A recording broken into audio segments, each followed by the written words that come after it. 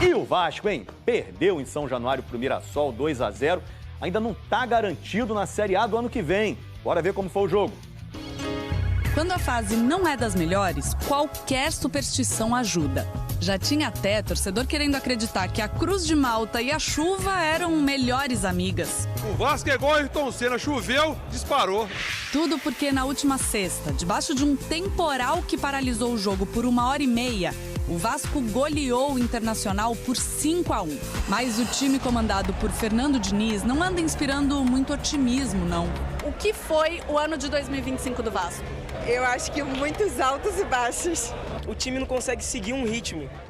Nessa terça, as instabilidades voltaram a aparecer. Depois de um começo bom do Mirassol, o Vasco conseguiu ter mais a bola, mas chance clara mesmo, só esse chute do Ryan que o Walter defendeu. Caiu na bola, bateu o Walter! Diniz tentava acertar o time na conversa e no grito. Eu acho que nós estamos tendo muita dificuldade na saída de bola. Acho que nós temos que voltar atento para o segundo tempo. Temos que elevar o ritmo para surpreender o time adversário e ser com a vitória. O Vasco voltou melhor para o segundo tempo. Pressionou desde o primeiro minuto, finalizou de onde podia. Mas foi o Mirassol que abriu o placar com Renato Marques. O Mirassol apronta de novo. A jogada saiu pelo lado esquerdo da defesa vascaína só 3 minutos depois do Lucas Piton ser substituído com dores no joelho. O Piton sentiu joelho esquerdo, imediatamente olha para o banco e a imagem não é legal. O Vasco foi para cima. Incrível gol do Vasco que não sai, David! Mas exposto, levou o segundo gol no contra-ataque. Gol de um fantástico Mirassol que vai para a fase de grupos da Libertadores. Com o resultado, a equipe ainda não se livra do rebaixamento. O futebol é assim, ele é meio incerto às vezes. Agora o time hoje, o time jogou bem. Jogou bem, só que não foi o suficiente para ganhar. E a gente fica muito triste por não ter vencido, ainda mais depois da vitória que a gente teve diante do Inter. Mais uma vez, o Vasco não consegue manter uma sequência positiva depois de um grande resultado. Com a derrota para o Mirassol, o time deixou o gramado de São Januário sob vaias da torcida, que gritou que a Copa do Brasil é obrigação.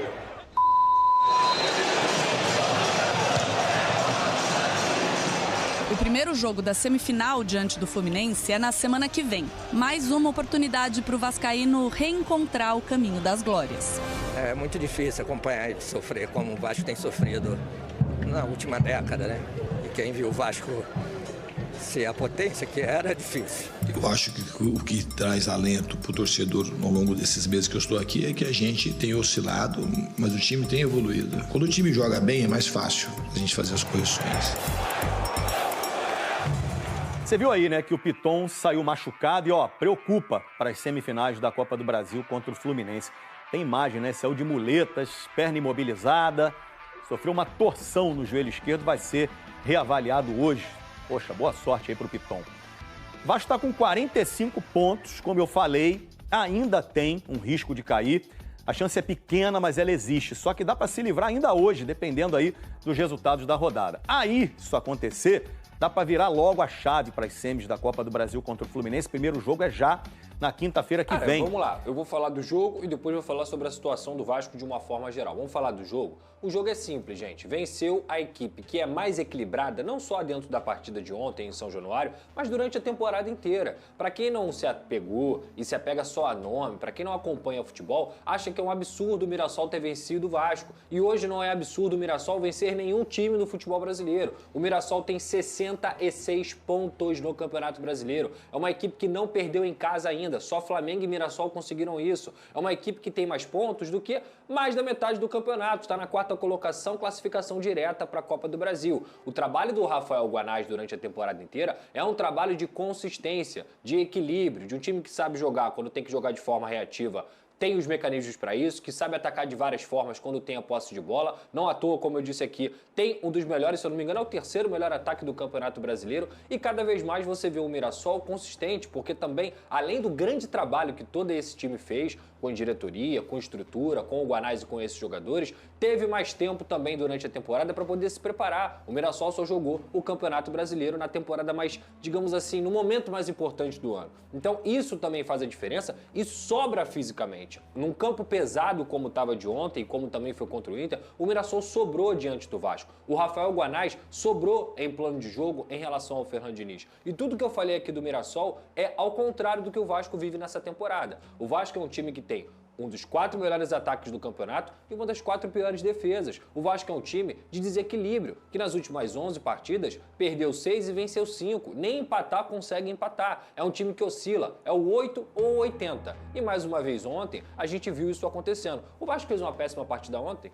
Não. O Vasco fez uma partida ruim ontem? Não. O Vasco fez um primeiro tempo de equilíbrio, em que colocou o Walter para trabalhar dentro de casa contra uma equipe muito bem ajustada, muito bem organizada. E no segundo tempo, até teve 10, 15 minutos ali de uma superioridade também. Teve principalmente uma bola com o Paulo Henrique, que o Walter faz outra grande defesa espalmando para cima. Só que o Mirassol, e aí repito, vem o plano de jogo, o Rafael Guanais foi muito inteligente, porque ele não só já tinha modificado a equipe dentro de campo sem mexer, mas ele também mexe antes do Diniz. E aí entra o grande erro do Diniz dentro da partida. Ele demora e muito a mexer. Não é pouco, não. Ele demora muito. O Mirassol faz 2 trocas e aí o Piton se machuca. Essa lesão do Piton, acho que é um caso à parte que a gente vai comentar aqui, ela é cruel pro Vasco, não só para a sequência da temporada, mas pro momento do jogo também. Não necessariamente o Mirassol melhorou porque o Lucas Piton saiu, mas quando entra o Pumita e entra frio, ficou muito claro. O Pumita acaba errando um passe ali de cabeça, o Carlos Andrés Gomes também se desliga da jogada, ele dá o passe e corre para poder fazer o corredor, e aí o Mirassol pega no contragolpe. Transição ofensiva, que é um problema do Vasco. O Vasco não consegue fazer transição defensiva. O Fernando Diniz tem muito problema nesse sem bola. Eu já falo isso aqui há muito tempo. O Mirassol vai cirúrgico, faz o primeiro gol. Depois do primeiro gol, aí o Diniz vai pensar em mexer. Ele coloca o David, coloca o Tietê e só depois coloca o Verratti. Em um jogo que claramente, e tiveram alguns momentos que o Vasco conseguiu colocar a bola na área, e naquele momento ali, faltava o cara para botar a bola na casinha. O jogo já estava se desenhando para um Verratti que ia precisar nessa bola aérea ajudar o Vasco da Gama. Tanto é que a melhor chance do Vasco dentro do segundo tempo acontece num cruzamento do Robert Renan, o Verratti escora de cabeça, ganha a bola aérea e o David perde o gol. Seria 1-1, o Vasco poderia ter empatado e até virado, porque foram 8 minutos de acréscimo. Mas não, desperdiçou a oportunidade e mais uma vez, na transição ofensiva, na profundidade que o Vasco tem, muita dificuldade nessa transição defensiva, o Mirassol foi lá e foi letal. Acho que o Léo Jardim falhou, junto com o Robert Renan. Uma falha conjunta, mas mais do Léo Jardim do que qualquer outra coisa. Porque eu acho que o Robert Renan esperou o Léo Jardim sair na bola em profundidade, porque a bola era do goleiro. E quando o Robert Renan espera, ele até atrasa um pouco a passada e o Léo Jardim não sai do gol. A gente sabe que ele é um baita goleiro, ele é top, ele não é um problema pro Vasco, mas ele é um cara que tem muita dificuldade em saída de gol. Então, o jogo de ontem, gente, venceu quem é melhor. Venceu não quem tem o melhor papel, não quem tem os melhores nomes ou o melhor investimento, mas quem é melhor preparado durante 2025 inteiro. E o Mirassol deu um banho no Vasco da Gama em relação à organização durante a temporada inteira. Foi isso que aconteceu. Não tem a tragédia até arrasada do Grêmio, do Botafogo e do Juventude, que o Vasco não jogou nada. A questão é, ontem venceu o melhor time. Agora, pro campeonato de forma geral, só para finalizar, eu acho que o Vasco, se ficar fora da Sul-Americana, não vou nem falar de rebaixamento, se ficar fora da Sul-Americana é uma tragédia, é uma regressão, porque ano passado conseguiu ir para a Sul-Americana, foi para a semifinal da Copa do Brasil com um time pior. O time desse ano é melhor, tem mais investimento, e aí? A torcida que apoia, que esgota ingresso, que já tem 50 mil ingressos lotados no Maracanã, qual é a resposta desses jogadores que esses jogadores vão dar? Mais uma vez, é um elenco que só joga quando a água está batendo na bunda. Então, pro jogo contra o Fluminense na Copa do Brasil, que é a cabeça do torcedor já está lá, o que te garante que o Vasco vai fazer uma grande partida? É 8,80. É um time que você não sabe do que esperar. Pode ser o Vasco avassalador, que foi contra o Internacional, que foi contra esse próprio Fluminense no Campeonato Brasileiro e em outros momentos, mas pode ser o Vasco também do Grêmio, pode ser o Vasco do Botafogo, pode ser o Vasco do Juventude. Então, assim, cadê a consistência? Cadê o equilíbrio? É um problema do Diniz? É um problema do Diniz, mas é um problema principalmente desse grupo de jogadores que não assume a responsabilidade quando precisa assumir. Até que eles me provem o contrário, eu vou falar isso aqui o tempo inteiro, que o Vasco está no seu 3º ano seguido, brigando na parte de baixo da tabela. É isso, então, o Diniz falando aí sobre aí essa reta final também do Vasco. Tem o último jogo, hoje ainda pode se livrar do rebaixamento, mas vale a gente destacar que tem uma preocupação já para a Copa do Brasil, que é o Piton, que ontem saiu com muitas dores no joelho, deixou o estádio também com a perna imobilizada, então uma grande preocupação aí para o Vasco nessa semifinal da Copa do Brasil. Bruno. Essa era uma dúvida que a gente tinha e a Roberta já trouxe pra gente, então, que estamos aguardando esse resultado. A melhor definição que eu vi do Vasco, obrigado, viu, Roberta? Foi do pessoal lá do Atenção Vascaínos. Que aí, eu esqueci o nome ali do repórter, mas ele falou assim, o Vasco vence quando a gente acha que vai perder e perde quando a gente acha que vai ganhar. E goleia quando você nem imagina. E goleia quando você fala, quando você já largou. O que mostra muito a instabilidade do time no campeonato, não é, Mário e Jailson? O time instável mesmo, né? O Diniz, ele tentando ali algumas alternativas. Eu fiquei numa resenha bem até longa com os amigos ontem, depois do jogo do Vasco, e vale trazer pra cá, porque foi o seguinte, a gente estava discutindo sobre o posicionamento do Rayan. E aí não é aproveitar, né, o momento do Vasco para falar algo que a gente falava justamente até quando o Vasco estava bem. Porque para mim, a concepção que eu tenho assim, em relação ao Diniz, ele tentou montar um time porque o Verratti não estava conseguindo desempenhar bem com a bola no chão.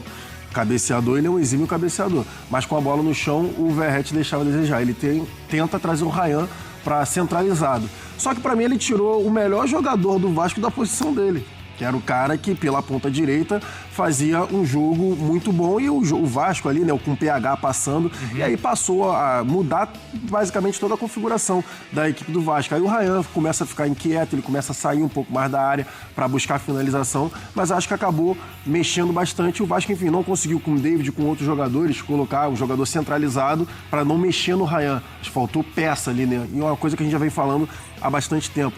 Mas, enfim, eu não mexeria no meu melhor jogador. E o Rayan, para mim, é o melhor jogador do Vasco. O Coutinho ontem também, mas essa questão do Piton preocupa também para a Copa do Brasil, Mário. Sim, é um dos principais jogadores do Vasco, não de agora, né? Assim, de antes, de toda essa chegada de SAF, enfim, esse jogo muito claro passando por ele, então acho que preocupa, apesar de que o Puma, quando ele precisou fazer esse lado, ele foi bem também, mas ontem o gol acontece justamente do lado dele, logo na substituição com a lesão do Piton. Mas eu acho que ontem o Vasco ele teve seus momentos, o PH foi bem, né? Ele tem ido muito bem, esse lateral que sempre chega, finaliza. Ontem o Walter fez uma ótima defesa, mas para solucionar essa ausência do Piton tem que ser para agora, né? Pensando já em Copa do Brasil é difícil. Mário, ontem eu tava vendo o jogo, aí o Guga Villani tava lá narrando e tal, e aí a Estela, minha filha, tava comigo e falou assim, eu ainda não consigo entender como é que o Mirassol fez essa campanha no Campeonato Brasileiro. Eu falei, então você liga amanhã no Sport Center que a Mariana Pereira vai te explicar. Eu vou explicar? Explica pra ela, por favor, qual é o mérito do Mirassol. Eu acho que é um mérito de um trabalho de gestão toda, né? Enfim, o Juninho, que é um dos vices ali, faz um trabalho muito interessante, um grupo muito fechado, a Iguanais. São muitos fatores, Bruno, assim, jogadores experientes, jogadores jovens, eu acho que o entendimento ali, a confiança que passaram um pro outro e você estabelecendo metas para você ter ali, né, sempre algo a procurar, eu acho que é isso. Tem essa experiência desses jogadores, mas assim, sem a pressão, né? Exato. O objetivo inicial de fugir do rebaixamento, as coisas foram acontecendo e aí você tem confiança. O Walter cogitou parar, né? Goleiro. Modelo de jogo também. Modelo também. Modelo de jogo bem estruturado, a gente vai jogar dessa forma, não vai mudar jogando dentro ou fora. Isso. O máximo é baixar um pouco as linhas para sair rapidamente no contra-ataque. Então, parabéns demais ao Mirassol. Família vascaína, acabou a paciência. Não dá mais. O torcedor do Vasco perdeu a paciência com o Diniz. Não dá, não tem como. O Vasco não vem melhorando. Esses jogadores também não tem, sabe? Não tem um mínimo de decisão. É uma vergonha completa no Vasco da Gama. A paciência do torcedor vascaíno já foi embora. Não dá mais, não tem como. Família vascaína, eu vou falar um negócio pra você. É isso aí, família vascaína, eu vou falar um negócio pra vocês. Gente, assim, não dá. Leila Pereira tem que comprar o Vasco logo, porque se continuar desse jeito aí, não dá. Não tem como. Sabe? Vai demitir o Fernando Diniz, vai trazer o treinador, jogadores que estão no Vasco que não tem que estar, sabe? O Vasco precisa de jogadores grandes, mas o Vasco não tem dinheiro para contratar. Então, assim, é uma vergonha. É uma vergonha que está acontecendo com o Vasco. Chega do Internacional, mete 5. Aí, contra o Mirassol, perde.